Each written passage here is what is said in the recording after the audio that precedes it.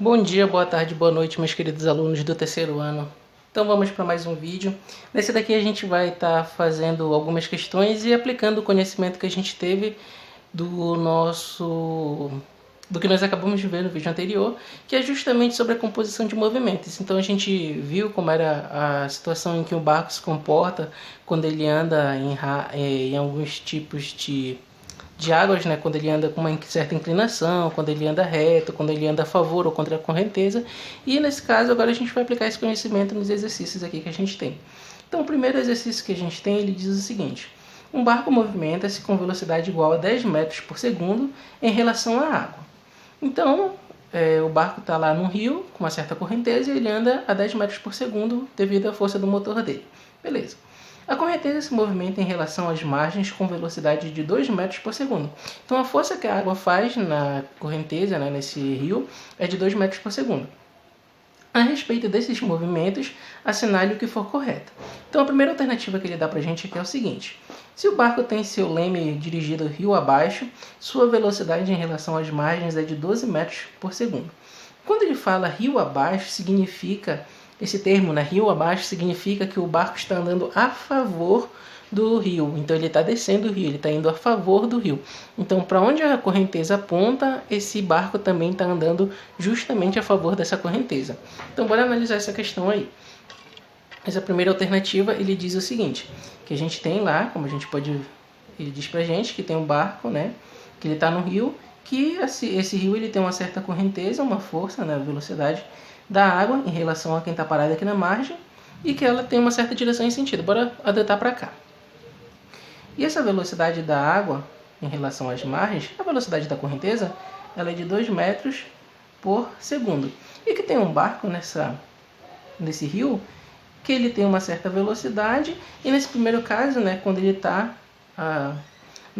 quando ele está a favor dessa correnteza, né, ele quer saber a velocidade que esse barco vai ter. Só que eu sei que esse barco ele tem uma velocidade, só a velocidade do barco, de 10 metros por segundo.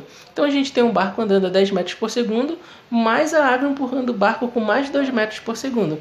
Nesse caso aí, ele quer descobrir a velocidade do barco para quem estiver olhando esse barco se movimentando aqui, né, na margem. Então a velocidade do barco em relação às margens vai ser igual a quem? A velocidade do barco em relação às águas, mais a velocidade das águas, né, em relação à margem. Então a velocidade do barco nessa situação aí, né, a velocidade com que ele se movimenta lá na água é de 10 metros, que ele diz pra gente na questão, e a velocidade que a correnteza tem é de 2 metros por segundo. Então 10 mais 2, 12 metros por segundo. Então essa alternativa aí, essa afirmação que ele faz bem aqui está correta, né? Quando o barco está a favor da correnteza, 10 mais 2, no caso 12 nessa situação, bem aí. Agora bora para o próximo tópico. Ele diz o seguinte: se o barco deve atingir um ponto na margem oposta, exatamente à frente do ponto de partida, a velocidade resultante em relação às margens deve ser menor do que 9 metros por segundo. Então ele te diz o seguinte, que para um barco conseguir atravessar, né, mais uma vez aqui representando, a gente tem a velocidade das correntezas desse rio para cá, como 2 metros por segundo, e ele diz o seguinte, que esse barco ele vai sair de um ponto A, por exemplo, e ele vai chegar num ponto B, bem aqui. E que quando ele faz isso, ele anda em linha reta. Para ele sair desse ponto A e chegar nesse ponto B em linha reta, a gente sabe que esse barco ele tem que ter uma certa inclinação bem aqui. A velocidade com que ele está tendo apontada, inclinada bem aqui nessa situação, né? A velocidade do barco, isso em relação às águas. E a gente tem a velocidade da correnteza, bem aqui a velocidade da água, em relação às margens, né? Por fim, o que vai acontecer? Esse barco vai andar bem aqui nesse meio termo, entre a velocidade com que ele tem e a velocidade com que a água empurra ele. Por quê? Porque o barco quer andar assim, só que ele tem uma água empurrando ele para cá. Então, ele não anda nem só para cá e nem só para cá. Ele anda no meio termo, ele acaba andando em linha reta nessa situação bem aqui, como a gente viu na nossa aula. Então, nessa condição bem aqui, que é o que ele diz na questão, ele diz o seguinte, que a menor velocidade possível que ele precisa ter para ele andar, né, em linha reta é de 9 metros por segundo. Então tem que ser menor do que 9 metros por segundo. Bora ver se essa afirmação está correta. Então nesse caso bem aí, a velocidade com que o barco tem, né? Essa velocidade com que ele vai ter saindo do ponto A e chegando no ponto B. Então a velocidade do barco em relação às margens, isso ao quadrado, vai ser igual à velocidade do barco em relação às águas ao quadrado, menos a velocidade das águas em relação às margens também ao quadrado, como a gente viu, né? Porque se a gente pegar esses três vetores bem aqui, a gente vai ter um certo triângulo em que a nossa hipotenusa vai ser justamente a velocidade do barco em relação às águas. E quando a gente chegar na nossa equação final, a gente chega na velocidade do barco em relação às margens, né? Alguém que está olhando bem aqui vai ver o barco andando em linha reta nessa direção, tá? Que é o que a gente quer saber nessa questão, nessa segunda afirmativa bem aqui. Então a velocidade do barco em relação às margens vai ser igual a raiz quadrada da velocidade do barco em relação à água que ele tem, que é de 10 isso ao quadrado, menos a velocidade que ele tem em relação da água, né, em relação às margens, que é de 2, isso também ao quadrado.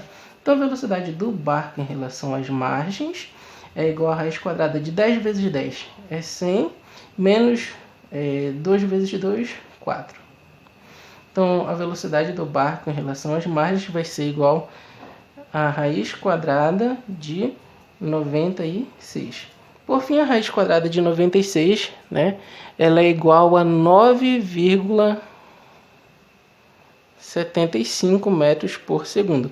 Então, nesse caso aí, essa afirmativa está incorreta, né? Por quê? Porque, como a gente acabou de constatar bem aqui, nessas condições, a velocidade mínima que o barco tem que ter, andando aqui em linha reta, nessa direção, né, que é o que a gente acabou de descobrir, tem que ser de 9,75 metros por segundo para ele andar em linha reta justamente nessas condições bem aqui. Agora bora para a próxima alternativa, a próxima afirmação que ele faz. Se o barco mantém seu leme numa direção perpendicular à margem, a velocidade resultante em relação às margens é maior que 10 metros por segundo. Então a nossa terceira situação, a gente tem um barco e que ele mantém, né, o leme dele lá perpendicular às margens. Então a gente tem um barco bem aqui, se a gente perceber, a angulação desse barco com essas margens forma um ângulo de 90 graus, ou seja, ele está perpendicular. Então aqui a gente tem a velocidade do barco em relação às águas, a gente continua tendo a correnteza bem aqui, como a gente pode ver, apontando nessa direção que eu adotei, que a gente chama de velocidade de água em relação às margens, e o que a gente vai ver, ó, vou colocar essa velocidade das águas em relação às margens bem aqui. Então, eu tenho um barco que ele quer ir para cima, mas a correnteza está empurrando ele para um lado. Como a gente viu na nossa aula de vetores, é bastante importante a gente lembrar, se eu tenho algo querendo ir para cima, mas se eu tenho uma outra coisa empurrando ele para cá, ele não vai nem para cima e ele não vai nem só para esse lado. Ele vai, na verdade, o quê? No meio termo, bem aqui, né? E é essa situação que a gente vai ter, o barco não vai ir em linha reta para cima, o barco não vai vir só para o lado. Ele vai sair dessa posição bem aqui onde ele está e ele vai chegar, ó, só para onde aponta essa outra seta bem aqui. Por exemplo, nessa situação bem aqui. E essa velocidade que ele tem nessa direção é que a gente chama de velocidade do barco em relação às margens. Ou seja, alguém que esteja parado bem aqui olhando esse barco, vai ver ele andando bem aqui na direção dessa setinha que tem, né, e nesse mesmo sentido. Para a gente descobrir essa velocidade bem aí, e analisando esses três vetores, a gente pode perceber que vai dar um triângulo em que a nossa hipotenusa é justamente a velocidade do barco em relação às margens. A gente viu isso na nossa aula. Então a velocidade do barco em relação às margens é igual a quem? A velocidade do barco em relação às águas ao quadrado, mais a velocidade das águas em relação à margem ao quadrado também. Então a velocidade que ele quer descobrir nessa situação aí, ela vai ser igual a raiz quadrada. Esse 2 eu estou passando para o outro lado sempre, né? Passa como raiz. Esse quadrado passa para o outro lado como raiz. A velocidade do barco em relação às margens é 10. A velocidade da água em relação às margens é 2. Então a gente tem que a velocidade do barco em relação às margens é igual a raiz quadrada de 10 ao quadrado, a gente viu que é 100. 2 ao quadrado é 4. Então a raiz quadrada de 104. Por fim, a velocidade do barco, né, em relação a essas margens aí, nessa situação, é igual a 10,198. Isso em metros por segundo, no caso, né? Então, bora ver aqui a nossa alternativa. Se o barco mantém um leme numa direção perpendicular, como a gente viu bem aqui, né, em relação às margens, a resultante em relação às margens é maior do que 10 metros por segundo. Exatamente, 10,198 é maior do que 10. Então, essa afirmativa também está correta.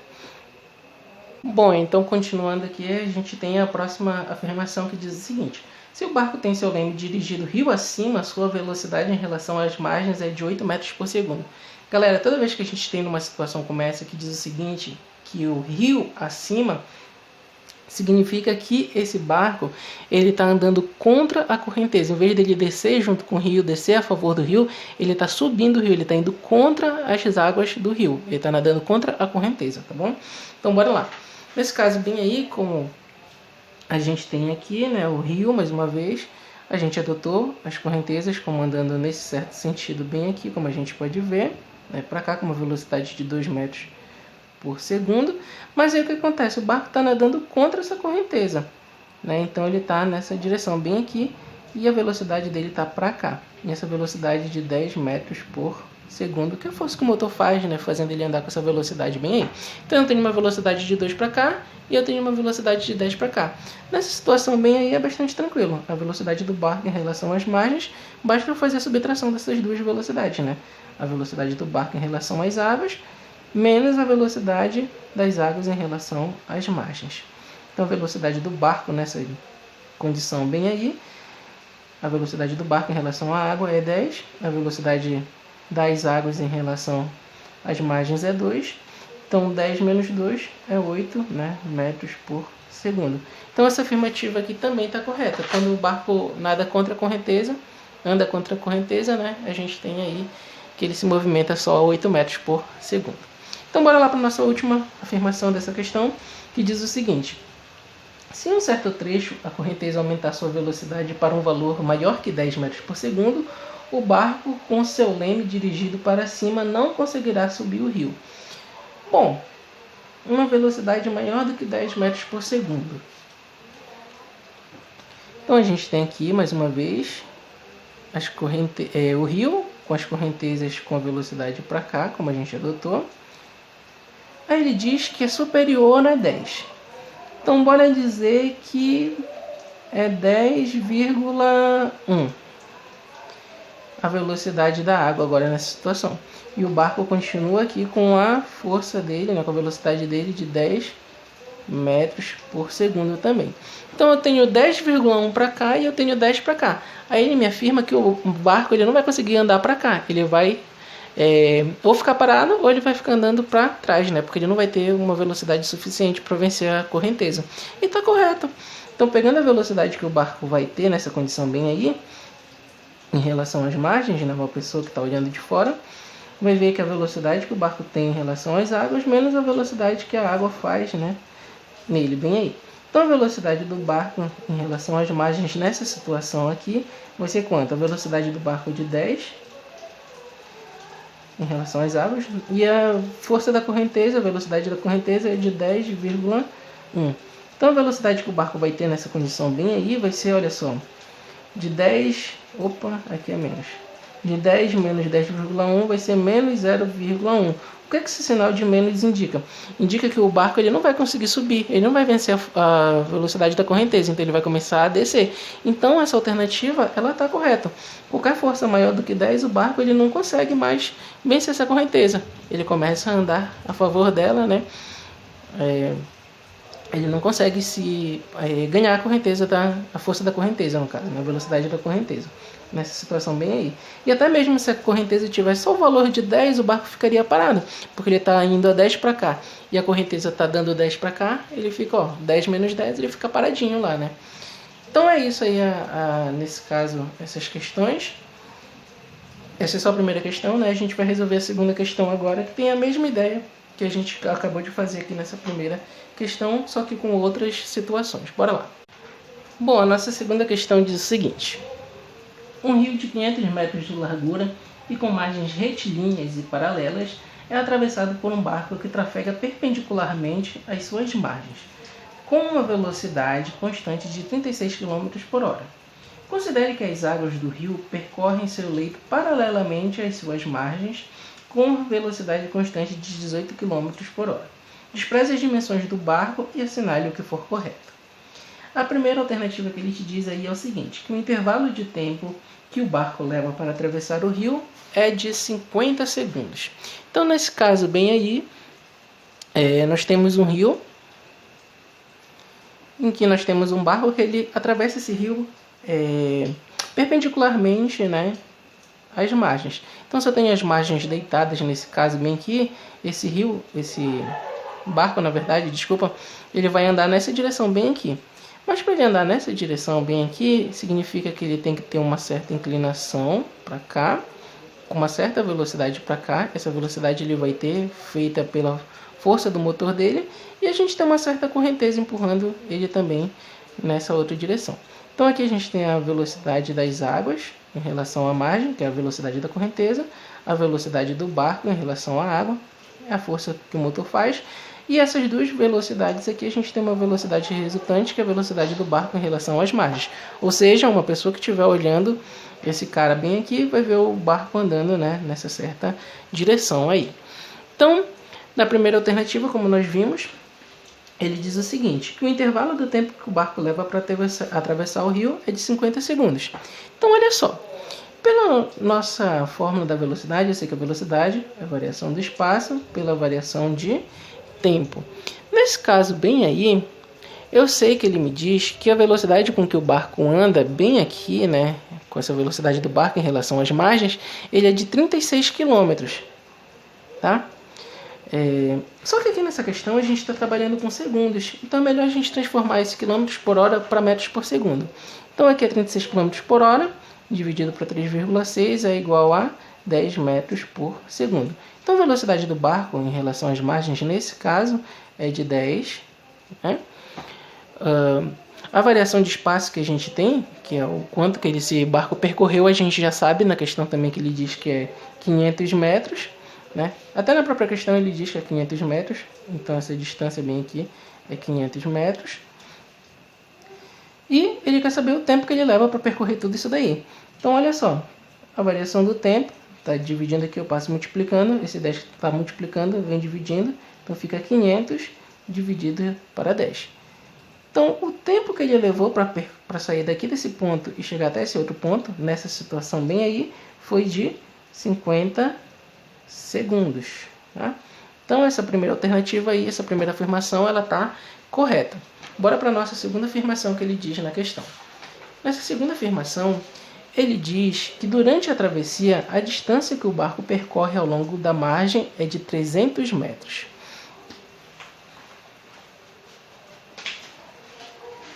Então, nessa situação bem aí, ele quer saber o ΔS para esse barco, né, que ele vai ter percorrido. Nessa situação bem aí, e a gente vai fazer o seguinte. Bom, pela mesma fórmula, eu sei que a velocidade da correnteza do rio ela é igual a 18 km por hora, que ele diz. Né? Mais uma vez a gente vai transformar esse km por hora para metros por segundo, tá? Que vai dar 5 metros por segundo. Então olha só, eu sei que a velocidade da correnteza do rio, que é o que empurra o barquinho para fazer ele ter esse certo... para ele ter essa certa direção e esse sentido com que ele vai andar, né? É igual a variação do espaço também pela variação do tempo. E leva 50 segundos para completar esse certo trajeto que ele está fazendo. E eu já descobri que a velocidade com que a correnteza tem, né, em relação às margens é de 5. Então olha só, 5 é igual a variação do espaço, que é o que eu quero descobrir. E o tempo que ele levou para percorrer, né, de uma margem a outra foi 50 segundos. Então, nesse caso bem aí, a variação do espaço, ou seja, o quanto que esse barco percorreu, que é o que ele quer descobrir nessa questão, nesse intervalo de tempo, né? Olha, 50, tá dividindo, passa multiplicando. Então, é 5 vezes 50. Então, a variação do espaço que ele teve bem aí, na verdade, foi de 250 metros, e não 300 metros, que foi o que ele afirmou aqui nessa questão pra gente. Bora lá para a nossa próxima alternativa. Para um observador fixo no ponto de partida da travessia do barco, a trajetória realizada pelo barco ela é retilínea. Bom, nesse caso é verdade essa alternativa, né? Por quê? Porque como eu disse para vocês, e na própria questão ele diz que o barco ele anda perpendicularmente, né? Ele tem um trajeto perpendicular. Então significa que ele sai, por exemplo, desse ponto A e chega nesse ponto B bem aqui. E, por exemplo, também, mais uma vez, quem está olhando esse barco, né, através dessa direção bem aqui, está vendo o barco sair daqui, ó, e andando até aqui nessa outra margem, isso em linha reta bem aí, né? Então essa alternativa ela também está correta. A nossa próxima situação, nossa próxima afirmação diz: para um observador fixo no ponto de partida da travessia do barco, o barco afasta-se com velocidade de 15 metros por segundo. Para um observador fixo no ponto de partida, né, a velocidade é de 15 metros por segundo. A gente já pode afirmar que é falso. Por quê? Porque nós vimos que se o barco tem uma certa inclinação e uma certa correnteza empurrando ele, e ele anda com essa velocidade bem aqui, que surge em decorrência dessas duas, a gente já viu que o valor dessa velocidade, na verdade, ele é de 10 metros por segundo, né? Como a gente viu bem aí, a velocidade do barco em relação às margens.